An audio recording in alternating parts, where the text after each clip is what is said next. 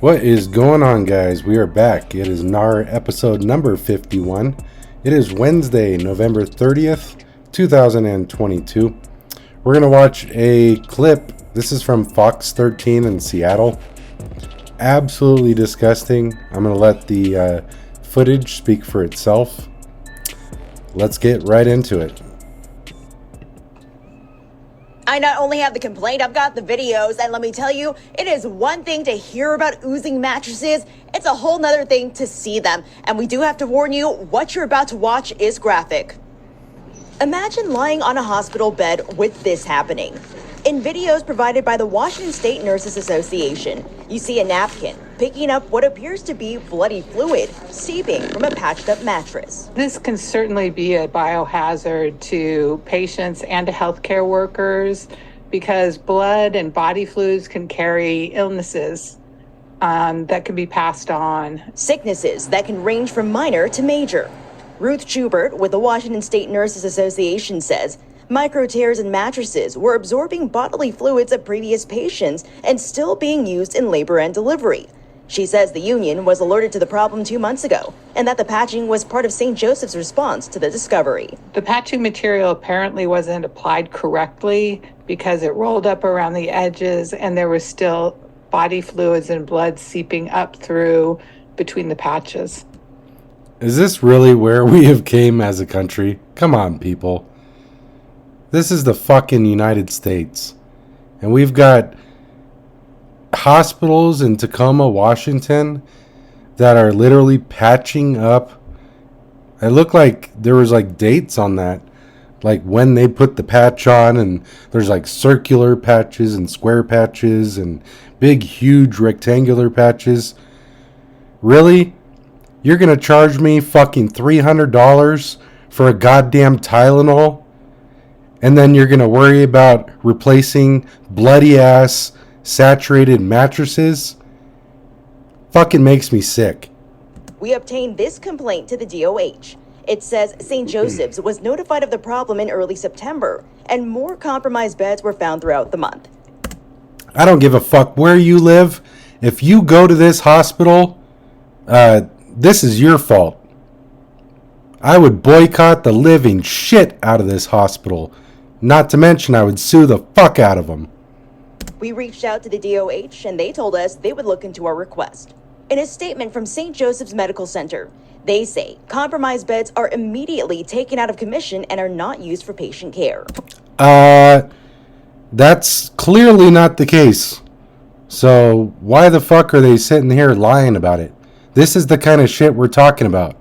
It's like $300 for a goddamn Tylenol, but you know, they won't replace their mattresses, and when they do get called out, something disgusting like this, they just say, oh, the mattresses that are compromised, they're immediately taken out of commission and not used for patient care. What are they used for then? Why aren't they thrown away then? Stupid idiots. St. Joe's said may be their ideal, but it is certainly not what happened here. It took 2 months to get this problem resolved, and that's just too long. The hospital told us there's been a backlog in ordering new mattresses. Schubert says supply chain issues aren't enough of an answer. And since these oozing mattresses weren't found through routine maintenance, Schubert says there needs to be a better system for identifying these problems. Ultimately, it is the responsibility of the hospital to maintain a safe environment for their patients and for their healthcare workers. That is absolutely disgusting. I swear to God. If I got sick, if anybody out there got sick, or now you've got some kind of bloodborne infection or disease that you didn't have prior to being in this hospital, I would sue the living shit out of them. And this wasn't resolved quickly enough. The next time you're in a hospital, the Nurses Association suggests you might want to take a Kleenex and pat down that hospital bed. If you experience this, I would advise them to contact the nurse and ask that it be removed and that they are placed in a different bed. We'll be posting the complaint and St. Joseph Medical Center's full statement on fox13seattle.com. If you have given birth in the labor and delivery unit or been in it and experienced any of these soiled mattresses, feel free to reach out to me at nia.wong@fox.com. That's insane. So newborn babies were exposed to these nasty, seeping, oozing, full of, I'm sure, bacteria, viruses, all sorts of crap. Who knows? STDs. Oh my God. Oh my God. I'm sorry, guys. I don't even know what to say. I think we're going to end it there. Yeah, absolutely disgusting. This St. Joseph's Hospital in Tacoma, Washington, or wherever. Disgusting.